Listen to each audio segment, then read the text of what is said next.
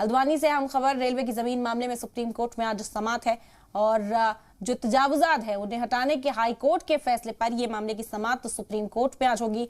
फैसले से मुतासिर हजारों परिवार होंगे। आपको बता दें कि इस जमीन को खाली करने के हुक्म जारी किए गए हैं। हाई कोर्ट की ओर से कहा गया है कि हल्द्वानी की जो जमीन है ये रेलवे की अथॉरिटी और लोग जो इस पर बसे हुए हैं उनके घरों को मुनहदिम किया जाए, उन्हें यहाँ से हटाया जाए। ये फरमान जारी किया था हाई कोर्ट ने, जिसके बाद अब गुहार सुप्रीम कोर्ट से लगाई है। हजारों ऐसे परिवार हैं जो इस फैसले से मुतासिर होंगे। बड़ी आबादी का ये इलाका है और लगातार जो तमाम अपोजिशन जमातें हैं वो कोशिश कर रही हैं कि इंसाफ मिले। आज बड़ा दिन है, इस लिहाज से शोएब रजा मजीद जानकारी के साथ जुड़ गए हमारे साथ। शोएब, क्या जानकारी? आज बेहद अहम दिन है हल्द्वानी के लोगों के लिए।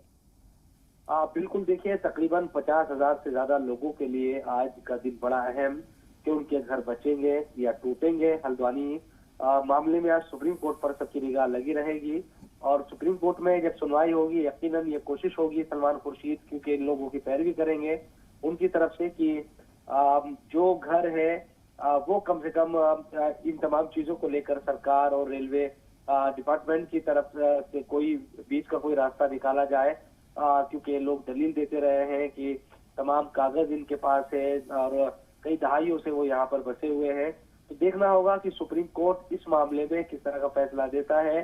क्या जो नैनीताल हाई कोर्ट की तरफ से फैसला दिया गया उसको ही कायम रखता है या चीजें बदलती है।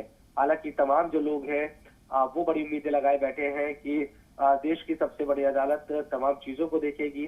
जनवरी का महीना है, कड़कड़ाती ठंड है और जो सर्दी है वो बहुत ज्यादा है और इन तमाम चीजों का हवाला यकीनन कोर्ट में दिया जाएगा कि इस दौर में अगर अचानक से हजारों लोग बेघर होंगे, बच्चे, औरतें, बुजुर्ग, तो ये लोग कहाँ जाएंगे।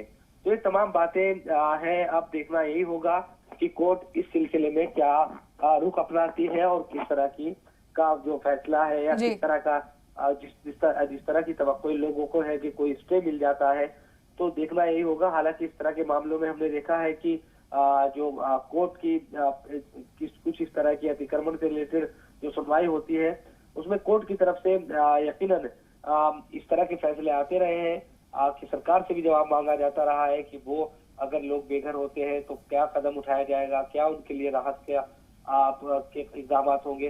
तो हल्द्वानी मामले में भी यकीनन ये तमाम चीजें देखनी होगी